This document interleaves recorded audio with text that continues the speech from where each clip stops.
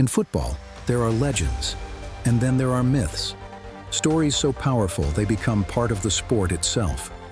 Zinedine Zidane was both, a genius whose touch could silence stadiums, and a warrior whose fire could burn through any challenge. But on one night in 2006, everything changed. A moment of shock, a moment of fury. A moment the world would never forget. To understand the explosion in Berlin that summer night, you must understand the man behind it. Zidane grew up in the streets of Marseille, a shy kid of Algerian descent who found peace only with a ball at his feet. He wasn't loud, he wasn't flashy, he didn't chase the spotlight. The game simply lived inside him. As he rose through Cannes, Bordeaux, Juventus, and finally Real Madrid, the world began to see the truth. Zidane didn't play football, he painted it. Every touch was elegance, every pass was poetry, every match a masterclass. By the time the 2006 World Cup arrived, Zidane was already a champion, a Ballon d'Or winner, a global icon. But he was also nearing the end. He had announced his retirement. Germany 2006 would be his final dance, one last masterpiece before the curtain fell. And what a masterpiece it was. Zidane lit up the tournament with the calmness of a veteran and the brilliance of a star. Against Brazil, he delivered one of the greatest performances of his career. Every touch, every dribble, every pass, perfection. He carried France, almost alone at times, into the final. The world expected a fairy tale ending, a legend's final chapter. One more trophy lifted into the sky. The final was France versus Italy. A classic, a war, a battle for immortality, and in the opening minutes, Zidane was already writing history. He stepped up for a penalty, not with power, not with fear, but with a Panenka, the softest, boldest, most humiliating shot you can take in a final. The ball kissed the crossbar, dropped in, and the world gasped. Zidane had just scored one of the coldest goals in World Cup history, but Italy fought back. Materazzi equalized. The match tightened. Nerves rose. Tension wrapped itself around the stadium like a storm waiting to break.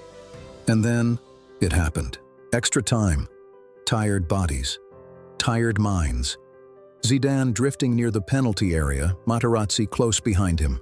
Words were exchanged, words the world still debates to this day. Insults about Zidane's family, his sister, his heritage. A line crossed, a wound opened. Zidane stopped, he turned, and with one sudden, violent motion, he drove his head into Materazzi's chest. The world froze. 80,000 people in Berlin fell silent. Millions watching at home stared in disbelief. Commentators lost their voices. A World Cup final, paused by an act no one could comprehend. The referee consulted his assistants. Then came the card. Red. Zidane's final moment in football, a walk past the World Cup trophy and into the tunnel. The greatest player of his generation, leaving the stage not in glory, but in heartbreak. France fought on, but without their leader, the magic was fading.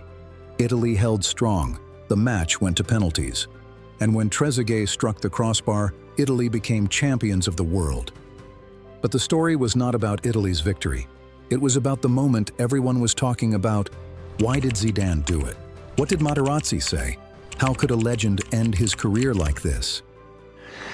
Et on va revoir les images. D'accord, on y va. Vous pouvez commenter. Donc là, il vous accroche. Oui, il m'accroche le maillot en fait. Et je lui dis de s'arrêter, de me tirer le maillot. Et je lui dis, s'il le veut, je le change à la fin du match.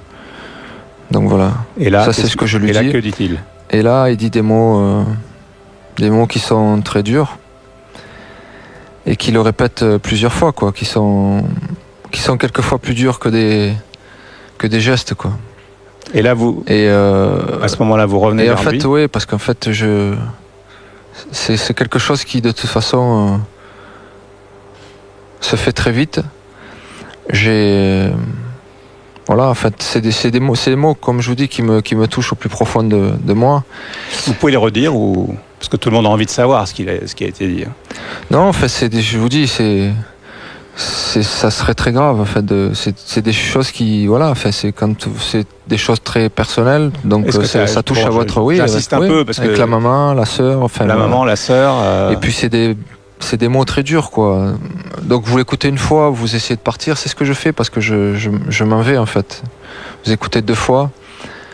In the years that followed, Zidane spoke about it only a handful of times. He always said the same thing. He insulted my mother and my sister. I would rather die than let that go unanswered. It wasn't football, it was pride. It was pain. It was humanity breaking through the perfection. And that is why the moment still lives today. Because Zidane's headbutt was not just an act of violence, it was a reminder that even the greatest among us are human. Geniuses feel, heroes break, legends bleed. Zidane left the pitch that night in tears, not because he regretted defending his family, but because he knew the world would never see him the same way again. His final act became his most controversial. His masterpiece ended in chaos. But here's the truth. Zidane remains one of the greatest players ever. One moment does not erase a lifetime of brilliance. If anything, it made him more real, more complex, more unforgettable. Legends are not remembered for their perfection. They're remembered for their stories. And Zidane's story, genius, fire, beauty, darkness, will live forever. This is GoalLine Stories, where every second counts and legends are born in the unlikeliest of nights.